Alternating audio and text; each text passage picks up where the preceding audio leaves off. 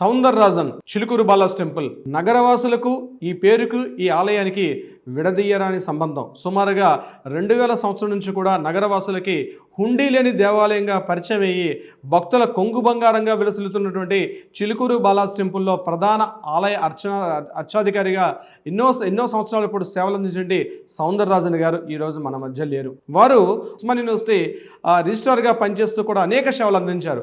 Retirement తర్వాత 99లో retirement అయిన తర్వాత చిలుకూరు బాలాస్ టెంపుల్కి వెళ్ళారు. అదే సమయంలో ఎక్కడైతే ఆదాయ మార్గాలు వస్తూ ఉంటాయో ఆయా దేవాలయాల్ని ప్రభుత్వం తన కనుసన్నల్లో తన కబంధ హస్తాల్లో ఇరికించుకొని ముఖ్యంగా భక్తులకి సౌకర్యాల పేరిట వాళ్ళ నుంచి వాళ్ళు ఏదైతే చేస్తున్న హుండీల ద్వారా ఇస్తున్న ఆదాయాన్ని పూర్తిగా పక్కదోరణ పట్టించే ప్రభుత్వ సంఖ్యల నుంచి ప్రభుత్వ యొక్క కబంధ హస్తాల నుంచి బయటకు వెలుగులో తీసుకున్నడంలో ఎంతో విశేషంగా కృషి చేసిన సౌందరరాజన్ గారు మన మధ్య లేరు.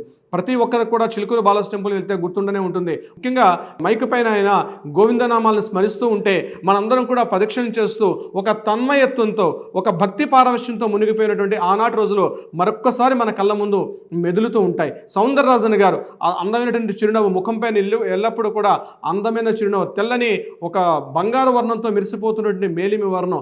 ఆయన మాటలు మాట్లాడుతుంటే సమ్మోహనాశక్తితో వేలాది మందిని వందలాది మందిని జన వశీకరణతో ముఖ్యంగా భక్తి పారవశ్యంలో ముంచెత్తినటువంటి ఆ మాటలు బహుశా ఇక మనం వినలేకపోతున్నాం. ఎందుకంటే సౌందరరాజన్ గారు మన మధ్య ఇక లేరు.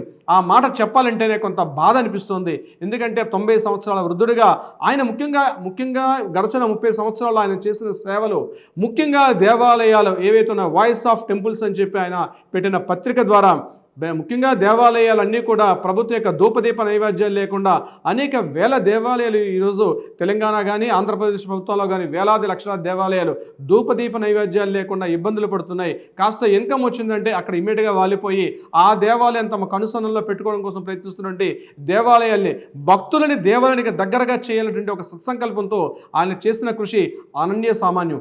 ఈ సందర్భంగా వారిని ముచ్చటించుకోవడం నాకు నిజంగా గర్వకారణం అనిపిస్తుంది. అటువంటి వ్యక్తి మరొక మహానుభావుడు పుట్టాలి, ఈ దేవాలయాల ప్రక్షాళన జరగాలి, హిందూ దేవాలయాల సంస్కరణ, సనాతన ధర్మమే పరమావధిగా ఎంతోమంది వ్యక్తులు కృషి చేస్తున్నారు. వారికి కూడా నేనున్నానని చెప్పి వారి మాటలు మనకు ఎల్లప్పుడూ కూడా స్ఫూర్తిదాయకంగా ఉంటాయని నమ్ముదాం. వాటిని ఆచరించే ప్రయత్నం కూడా చేద్దాం. అయ్యా సౌందరరాజన్ గారు, ఇక సెలవు.